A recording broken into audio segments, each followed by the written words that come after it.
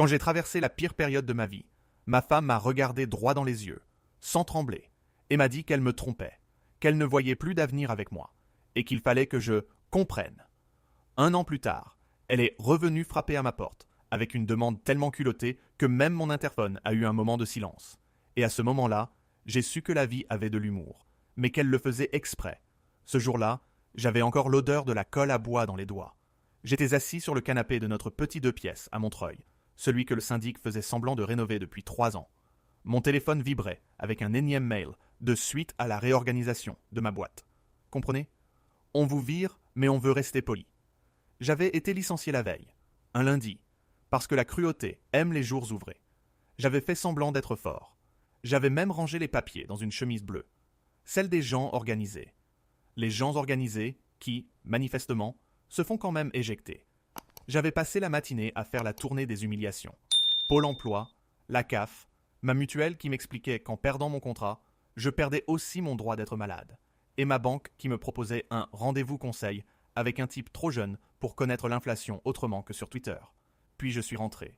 J'ai acheté une baguette pas trop cuite à la boulangerie du coin, parce que je refuse de sombrer totalement. Et j'ai attendu Léa, ma femme. Léa qui rentrait toujours à 19h12, comme une horloge, sauf quand elle avait quelque chose à cacher. Ce soir-là, elle est rentrée à 21h04. Parfum plus fort que d'habitude. Maquillage refait dans le RER. Et cette façon de poser ses clés sur la console, comme si elle répétait un geste. Elle m'a dit « On peut parler ». Et moi, idiot, j'ai répondu « Bien sûr ». J'ai même proposé un café. J'aurais dû proposer un notaire. Elle s'est assise, sans enlever son manteau. Signe numéro 1 que ça va piquer. Elle a pris une grande inspiration, comme si elle allait annoncer un décès. Et elle a lâché « Je ne vois plus d'avenir avec toi. C'est trop compliqué. Tu es... je ne sais pas. Tu es en panne. » J'ai cligné des yeux, parce que j'avais envie de lui dire que c'était normal d'être en panne quand on vient de se faire jeter comme un meuble Ikea mal monté. Mais j'ai gardé ma dignité. J'ai simplement dit « D'accord. » Et là, elle a ajouté « Et je te trompe. » Ça fait longtemps. J'ai encore entendu la bouilloire qui chauffait, alors qu'elle était éteinte. Vous voyez le genre ? Mon cerveau essayait de trouver une explication rationnelle. Elle a continué. « C'est avec ton cousin, Théo ? Tu sais, celui qui vient au repas de famille et qui raconte des blagues sur les femmes au volant ? Celui-là, je l'ai regardé. J'ai attendu la fin de la phrase. Parce que je suis quelqu'un de poli. Et j'ai demandé « Tu plaisantes ?» Elle a secoué la tête. Trop sérieuse. Trop propre. Trop sûre d'elle. Comme si elle annonçait un changement de forfait mobile. Puis elle a eu le culot de dire « Tu comprendras. Ça s'est fait naturellement. J'ai senti un truc se casser. Pas une dramatisation. Pas de larmes hollywoodiennes. Juste une petite pièce en métal dans ma poitrine qui lâche. Et pourtant, je suis resté calme. J'ai regardé notre salon. La table basse qu'on avait achetée à 2. Les cadres pas droits, parce que Théo, justement, avait aidé à les poser. Et j'ai compris un détail minuscule qui est devenu énorme. Théo n'était pas juste un parasite familial. Il avait eu un double des clés. Un soir, Léa avait dit « C'est pratique, au cas où ». Moi j'avais dit « Oui, pratique ». Et j'avais souri comme un imbécile. J'ai posé la baguette sur le plan de travail. J'ai enfilé ma veste. J'ai pris ma chemise bleue. J'ai ouvert le placard. J'ai attrapé 2 pulls, 3 t-shirts, ma brosse à dents, le chargeur, le minimum vital pour ne pas revenir. Léa m'a regardé faire, sans bouger. Elle a dit « Tu vas où ?» J'ai répondu « Je vais respirer. » Et j'ai ajouté « Tu peux garder la cafetière. Je n'ai pas besoin d'objets pour me souvenir de ce que ça fait de se brûler. » Elle a eu un micro-rire nerveux. Puis elle a tenté « On peut être adulte. » J'ai levé un sourcil. « Adulte, c'est drôle. » J'ai fermé la porte derrière moi. Et sur le palier, j'ai croisé la voisine qui sortait ses poubelles. Elle a dit « Ah, vous déménagez ?» J'ai répondu « Non, je me sauve. » Et j'ai descendu les escaliers, sans courir, sans claquer, juste en partant. Et pendant que je marchais vers le métro, j'ai reçu un message WhatsApp de Théo. Comme par hasard, « Frérot, faut qu'on parle. » J'ai lu, j'ai souri, un sourire sec, et je l'ai bloqué. Sur le quai, le métro est arrivé. J'ai monté dedans, et dans la vitre, je me suis vu. Un gars en costume froissé, avec un sac trop léger et une vie trop lourde. Ce que je ne savais pas encore, c'est que cette nuit-là, en quittant Montreuil, je ne laissais pas seulement un appartement, je laissais aussi une version de moi. Et quelqu'un allait très vite venir réclamer la suite. Mais pas celui que vous croyez. Pas du tout celui que vous croyez. Je me suis installé chez ma sœur à Vincennes, sur un canapé qui grinçait comme une porte de placard mal réglée. Et j'ai appris en 3 jours ce que certains mettent une vie à comprendre. La tristesse peut cohabiter avec le sarcasme, mais la dignité ne doit jamais payer le loyer. Ma sœur, Camille, m'a accueilli avec un bol de café, un regard qui disait « Je ne pose pas de questions maintenant » et une phrase qui résumait tout. « Tu peux rester tant que tu veux, mais pas de drame dans mon salon. » J'ai répondu « Promis, je suis en option, drame discret. » La première semaine, j'ai fait ce qu'on fait tous quand on est broyé. J'ai reconstitué le film en boucle, la clé de Théo, les soirées où Léa finissait tard, les repas où il me tapait sur l'épaule en disant « Mon cousin, mon gars », et moi je souriais comme un panneau publicitaire. Puis j'ai compris un truc plus humiliant encore. Je n'étais pas juste trompé. J'étais le décor, le meuble pratique qu'on garde, parce qu'il est déjà monté. Je me suis surpris à rire tout seul, en pensant à ça. J'ai toujours eu un humour de survie. Le deuxième lundi, je suis allé à mon rendez-vous, banque, le fameux, un petit bureau vitré, une chaise qui couine, un conseiller qui me tutoie parce que c'est plus simple. Il m'a parlé de découvertes autorisées, de report d'échéance et de revoir mon train de vie. Je lui ai demandé s'il connaissait un train qui va de Trailly à Stable, sans correspondance. Il n'a pas ri. J'ai signé ce qu'il fallait. Et en sortant, j'ai reçu un appel de ma mère. Voix douce, mais pas naïve. On m'a dit que toi et Léa... J'ai coupé. Oui, on a débranché. Elle a soupiré. Et elle a lâché le nom de Théo. Comme si elle l'avait sur la langue depuis longtemps. Tu sais, ton oncle m'a appelé. Il paraît que Théo s'est installé chez Léa. J'ai entendu un truc claquer dans mon oreille. Pas le téléphone. Mon ego. Je me suis retenu de répondre une vulgarité. J'ai seulement dit « Parfait. Comme ça, au moins, ils n'auront pas à chercher les clés. » Et j'ai raccroché avec une politesse, glacée. Ce soir-là, j'ai marché jusqu'au bois de Vincennes. J'ai regardé les joggeurs qui couraient pour oublier leur existence. Et j'ai décidé de faire l'inverse. Vivre pour oublier Léa. Et surtout, ne pas lui offrir la satisfaction de me voir ramper. Le problème, c'est qu'il fallait payer la vie. Et la vie ne se paye pas en principe. J'ai envoyé des CV. J'ai fait des entretiens absurdes. Des gens qui demandaient « Où vous voyez-vous dans 5 ans ?» J'avais envie de répondre « Loin de mon cousin. » C'est déjà un bon début. Rien ne venait. Jusqu'au jour où Camille m'a demandé de l'aider à monter une armoire. Une Pax.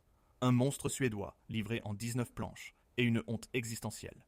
Je m'y suis mis, sans réfléchir. J'ai aligné les chevilles. J'ai serré les vis sans les massacrer. J'ai réglé les portes au millimètre. Camille m'a regardé, comme si j'avais sorti un lapin d'un chapeau. « Tu devrais faire ça. » Elle a dit. J'ai répondu. « Monter des meubles. C'est mon nouveau projet de carrière. » Pourquoi pas? Et là, elle a sorti son téléphone. Elle a fait défiler des groupes WhatsApp. Et elle a montré un message. Recherche quelqu'un de sérieux pour montage meuble. Paiement rapide. J'ai senti une étincelle. Pas romantique. Pas tragique. Juste pratique. Le lendemain, j'étais chez une dame, à Nation. Un canapé lit à assembler. Elle m'a offert un thé, m'a parlé de sa belle-fille. Et quand j'ai fini, elle a dit « Vous êtes rapide, propre, et vous ne soupirez pas. C'est rare. » J'ai répondu « J'ai une longue expérience des choses qu'on assemble en silence. » Elle a ri, elle a payé, et surtout, elle a donné mon numéro à sa voisine, puis à sa sœur, puis à quelqu'un, au bureau. En 2 semaines, j'avais un carnet plein. En 1 mois, j'avais une routine. Métro, visseuse, carton, clients qui te racontent leur vie pendant que tu règles une charnière. Et moi, au milieu, qui retrouvais une forme de contrôle. Parce qu'un meuble, au moins, ne te ment pas. Il est tordu, ou il ne l'est pas. Et si tu le montes bien, il tient. C'est presque rassurant. Le premier vrai twist est arrivé un jeudi, chez un couple à Boulogne. Appartement impeccable. Ambiance, on a un notaire et un coach de respiration. Le type me regarde, et je le reconnais. C'est Julien, ancien collègue de ma boîte. Celui qui m'avait dit « Courage » par mail avec un smiley. Il me lance « Alors, tu fais ça maintenant ?» J'ai dit « Oui. Et toi tu fais quoi ?» Il a souri. « Je suis passé freelance. Je conseille des boîtes. » Puis il a ajouté « Tu sais, ton licenciement, c'était pas vraiment une réorganisation. C'était... comment dire ?» J'ai senti mes doigts se crisper sur le tournevis. Il a baissé la voix. Léa est venue au pot de départ. Elle a parlé avec le directeur. Elle a dit que tu étais instable, que tu allais faire un burn-out, que tu étais dangereux pour l'équipe. Et Théo était là aussi. Il hochait la tête comme un expert. Je l'ai regardé. J'ai rigolé. Mais un rire court, sans joie. Parce que là, je venais de comprendre que mon mauvais karma avait une adresse et un prénom. Je suis rentré chez Camille avec une idée précise. Non pas de vengeance spectaculaire. J'ai horreur du théâtre, mais de justice propre. La justice avec dossier, date, capture d'écran, rendez-vous au prud'homme. Et surtout, une patience froide. Ce soir-là, j'ai ressorti ma chemise bleue, celle des gens organisés. Je l'ai ouverte. J'ai commencé à trier. Mail, contrat, attestation. Et j'ai réalisé un détail encore plus drôle. Pendant que Léa ne voyait plus d'avenir, elle avait visiblement construit le mien à sa façon. Et si elle avait cru que j'allais rester un meuble, elle allait bientôt découvrir que certains meubles ont des tiroirs. Et dans ces tiroirs, il y a des preuves. 1 an, ça passe vite quand tu ne perds pas ton temps à mendier de l'affection. Je me suis reconstruit comme on monte une cuisine. Méthodiquement, en jurant un peu, mais en vérifiant chaque niveau, j'ai lancé mon activité sous un nom simple. Montage et ajustement. Parce que je suis un romantique discret. J'ai fait les premiers mois seul, puis j'ai embauché un gars rencontré sur un chantier.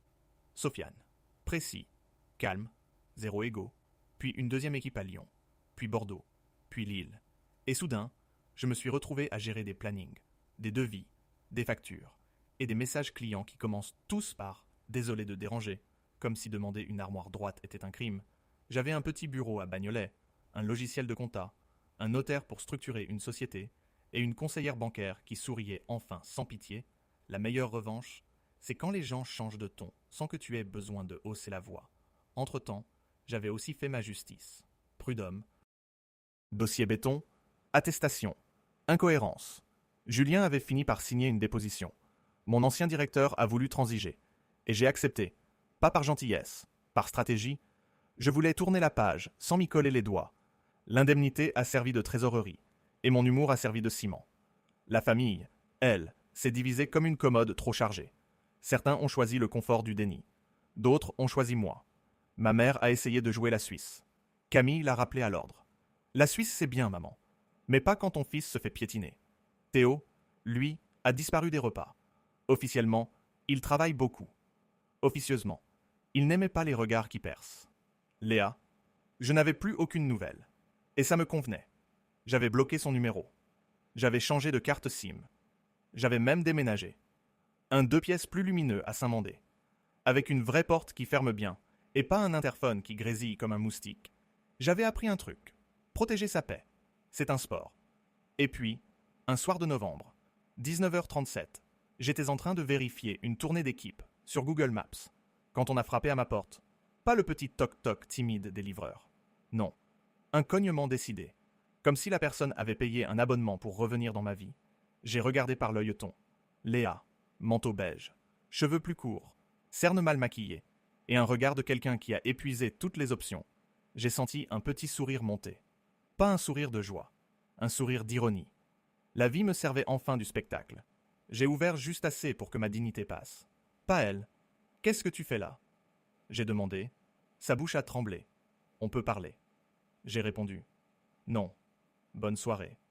J'ai refermé. Elle a mis sa main sur la porte. Elle a dit « S'il te plaît ». J'ai senti la colère vouloir sortir. Je l'ai tenue. J'ai dit « Léa, je ne suis pas un service après-vente ». Elle a commencé à pleurer. Pas des larmes élégantes, des vraies. Celles qui te font renifler.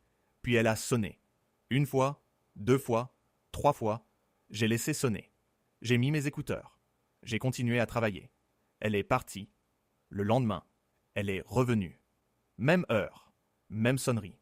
3e jour, pareil. J'ai commencé à noter, parce que je note tout. Lundi, 19h40. Mardi, 19h38. Mercredi, 19h41. On aurait dit un rituel. Comme si elle essayait de me reprogrammer à la culpabilité. Le 4e jour, j'ai ouvert, je lui ai dit « Arrête, ça ne marche pas ». Elle a murmuré « J'ai besoin de te parler. C'est important ».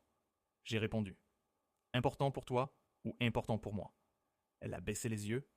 Elle a dit « Pour moi ». J'ai dit « Voilà ». Et j'ai refermé. Sauf que le lendemain, elle a laissé une enveloppe sous ma porte. Sans mots. Juste mon prénom. Écrit à la main. Comme une vieille carte postale. J'ai attendu 10 minutes. J'ai respiré. J'ai ouvert l'enveloppe. Dedans, une photo, une échographie, noir et blanc, un bébé en construction. Et au dos, 3 mots. Je suis perdu. J'ai senti mon estomac faire un nœud. Pas à cause du bébé, à cause du culot. Parce que cette photo, ce n'était pas un appel à l'amour. C'était un levier. J'ai posé l'échographie sur la table. J'ai observé mon salon, mon calme, ma nouvelle vie, et je me suis entendu dire à voix haute. Ok, tu veux parler, on va parler. Mais pas ici. J'ai envoyé un message depuis un vieux mail. Une seule phrase. Samedi, 15h, café Pasteur, pas de scène. Elle a répondu en 3 secondes. Merci. J'ai soufflé. Je savais déjà que je n'allais pas lui donner ce qu'elle voulait. La question, c'était qu'est-ce qu'elle allait oser demander? Et surtout, qui était vraiment le père? Parce que dans notre famille, la vérité a toujours eu tendance à prendre le TER. Elle arrive, mais jamais à l'heure. Samedi, 15h, café Pasteur, celui avec les chaises en rotin, le serveur qui dit chef à tout le monde. Et les habitués qui lisent le journal, comme si le monde pouvait attendre qu'ils finissent leur espresso. J'étais arrivé 10 minutes en avance. Non pas par ponctualité, par contrôle. Je voulais choisir la table, dos au mur, vue sur l'entrée, comme dans les films. Sauf que moi, je ne portais pas de flingue. Juste une patience froide et un carnet mental de ne pas se laisser attendrir. Léa est arrivée à 15h06, manteau ouvert malgré le froid, ventre à peine visible, mais déjà là, comme une phrase qui commence et que tu ne peux plus ignorer. Elle a hésité devant la porte, puis elle m'a repéré. Elle a fait ce sourire triste qu'elle réservait autrefois aux pubs de Noël. Elle s'est assise. Merci d'être venue. J'ai répondu. Je suis venu pour fermer une porte, pas pour en rouvrir une. Elle a pris une gorgée d'eau. Ses mains tremblaient. Et ça m'a presque attendri. Presque. Sauf que je me suis rappelé qu'elle avait joué au billard avec ma vie, sans même compter les points. Comment tu vas? Elle a demandé. J'ai répondu. Très bien. J'ai monté des cuisines plus stables que ton couple. Elle a eu un petit rire étouffé. Puis ses yeux ont rougi. Elle a dit « Je sais que je ne mérite pas. » J'ai levé la main. « Stop. Tu n'es pas ici pour mériter. Tu es ici pour parler. Parle. » Elle a baissé la voix. « Ça va mal? Très mal. Théo. » Il est parti. J'ai haussé un sourcil. « Ton cousin a encore besoin d'espace. » Elle a serré les lèvres. Il m'a laissé. Il a dit que ce n'était pas sa responsabilité. J'ai pris une gorgée de café. J'ai savouré une seconde d'ironie. Le fameux sens des responsabilités des hommes qui font des blagues au repas de famille. Elle a continué. J'ai perdu mon appartement. Enfin, je n'ai pas pu suivre. Les loyers, les charges. Et puis il y a eu des problèmes au travail, des arrêts, la mutuelle qui refuse, la CAF qui met 3 mois à répondre. Je la regardais parler. Et j'avais l'impression d'entendre un résumé administratif de ses choix. Ça aurait pu me faire plaisir. Mais je n'ai pas ce goût-là. Je n'aime pas la misère des gens. Même quand ils l'ont commandée eux-mêmes. Elle a essuyé ses larmes. Et là, elle a lâché la phrase qui sentait déjà la stratégie. Tu sais, j'ai pensé à toi. J'ai ricané. Doucement. C'est fou comme je reviens dans les pensées des gens quand ils ont un problème concret. Elle s'est crispée. Elle a dit « Je ne suis pas venu pour l'argent. » J'ai penché la tête. Alors pourquoi tu as attendu 1 an? Pourquoi pas 1 mois? Pourquoi pas quand tu t'es installé avec Théo? Elle a rougi. Elle a cherché ses mots. Elle a dit « Parce que j'étais sûr que tu allais… » Je ne sais pas. Rester comme avant. J'ai répondu. Comme un meuble. Oui. Elle a baissé les yeux. Silence. Puis elle a sorti l'échographie de son sac. Comme un dossier qu'on pose sur un bureau. Je suis enceinte. Elle a dit. Je l'avais deviné. Elle a ajouté. Et je veux qu'on se remette ensemble. J'ai éclaté d'un rire bref, sec, pas méchant, juste incrédule. Tu veux quoi? Un abonnement couple avec option bébé. Elle a sursauté. Elle a dit « Écoute, ça ne compte pas qui est le père biologique. Ce qui compte, c'est qui élève l'enfant. Tu as toujours été stable. Toi, j'ai posé ma tasse. Lentement. Léa, tu viens de me vendre ma propre stabilité comme un produit. » Elle a pleuré de nouveau. Elle a dit « Je suis désolée. Je suis perdue. Tu étais mon foyer. » J'ai répondu « Non. J'étais ton plan B. Nuance. » Et là, elle a prononcé le nom. Comme si c'était une formalité. Le père, c'est ton frère. Maxime, j'ai cligné des yeux. Parce que mon cerveau a pris 2 secondes pour recalculer. Pas Théo, pas le cousin. Mon frère. Celui qui venait à Noël avec des chocolats et des blagues nulles. celui qui m'avait juré, quand je suis parti de Montreuil. Je te couvre. Je suis là. Celui-là, j'ai senti mon rire revenir, mais plus sombre, plus lucide. Léa, tu as un talent. Tu ne trompes pas. Tu fais des castings dans ma famille. Elle a murmuré. C'était compliqué. J'ai penché en avant. Calme. Tu veux que je t'écoute ? Très bien. Mais je veux une chose. La vérité. Toute la vérité. Pas un montage Ikea. Elle a respiré. Elle a dit « Ça a commencé après ton licenciement. Maxime venait prendre de tes nouvelles. Il me disait que tu étais dans le déni, que tu avais besoin d'un choc. » Elle parlait, et je voyais les scènes. Maxime au salon, Léa qui joue la compassion, et moi, ailleurs, à chercher un boulot. Elle a ajouté « Théo, c'était avant.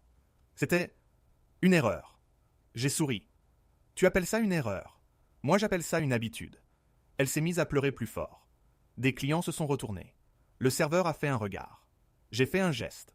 Tout va bien. Chef, la tragédie est sous contrôle. Léa a dit. Maxime m'a laissé aussi. Il dit que ce bébé n'est pas le sien, qu'il veut un test, qu'il ne veut pas de scandale. Je l'ai regardé.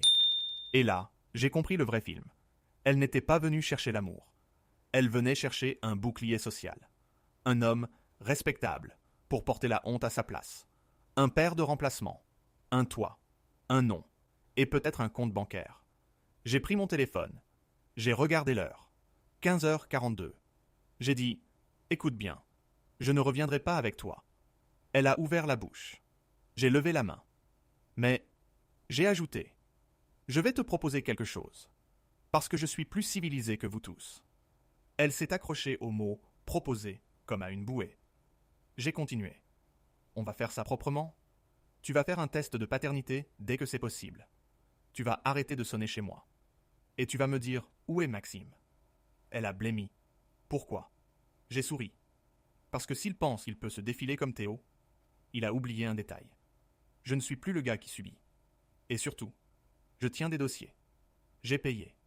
Je me suis levé. J'ai mis mon manteau. Léa a attrapé mon poignet. S'il te plaît. J'ai retiré mon bras doucement. Sans violence. Sans drame. Juste une précision chirurgicale. Léa, tu n'es pas en train de perdre un mari. Tu es en train de perdre une facilité. Et ça, c'est plus douloureux. Je suis sorti. L'air froid m'a réveillé. Et à peine dehors, mon téléphone a vibré. Un message d'un numéro inconnu. Une seule phrase. Arrête de fouiller. Tu ne sais pas avec qui tu joues. J'ai lu, j'ai souri. Et j'ai compris que cette histoire n'était pas seulement une histoire de trahison. C'était une histoire de gens prêts à tout pour que la vérité reste dans un carton. Fermé avec du scotch. Je n'ai pas répondu au message inconnu. Parce que j'ai appris une règle simple, en business, comme en famille. Quand quelqu'un te dit « tu ne sais pas avec qui tu joues », c'est rarement un grand joueur. C'est juste quelqu'un qui panique. J'ai quand même fait une capture d'écran. Réflexe. Puis j'ai appelé Camille. Elle a décroché. T'as une voix de gars qui va faire une connerie intelligente. J'ai dit « je vais juste ranger des vérités ». Elle a soupiré. Et elle a dit « je viens ». Le lendemain, j'ai fait ce que je fais de mieux. J'ai organisé. J'ai sorti mon dossier. Prud'homme, mes mails, mes anciens SMS. Et j'ai ajouté une nouvelle catégorie. Maxime. J'ai fouillé les comptes partagés qu'on avait autrefois pour les cadeaux de famille. J'ai retrouvé une trace de virement. Un petit montant. Pas grand-chose. Mais avec un libellé idiot. Loyer. Daté de 6 mois plus tôt. Maxime payait quelque chose. Ou quelqu'un. Et surtout, il le faisait en douce. Camille a levé les yeux. Tu crois qu'il l'a aidé, après l'avoir laissé ? J'ai répondu. Je crois surtout que Maxime ne fait jamais rien sans intérêt. J'ai appelé ma mère. En mode neutre. Tu sais où est Maxime en ce moment ? Elle a hésité. Et ce micro-silence, je le connais. Il est familial. Il signifie « Je veux mentir, mais je ne suis pas très doué ». Elle a fini par dire « Il est souvent à mot. Pour le travail ». J'ai dit « Quel travail ?» Elle a dit « Je ne sais pas trop. Il a des opportunités. » J'ai remercié, poliment. Puis j'ai regardé Camille. Mot. C'est précis pour quelqu'un qui ne sait pas trop. J'ai pris ma voiture, direction Meaux, pas par héroïsme, par nécessité. Sur place. J'ai fait le truc le plus moderne du monde. J'ai attendu devant une agence bancaire. Parce que le conseiller de Maxime, je le connaissais. Même réseau, même ville. Et parce que les gens qui vivent double aiment les endroits où on signe. Vers 17h, Maxime est sorti. plus mince, costume trop neuf, l'air pressé, et ce regard fuyant qu'il avait quand il mentait à propos de ses réunions, je l'ai abordé sans crier, sans théâtre. « Salut Maxime !» Il s'est figé, comme une vis qu'on a trop serrée. « Qu'est-ce que tu fais là ?» J'ai répondu. « Je viens te rendre ton courage.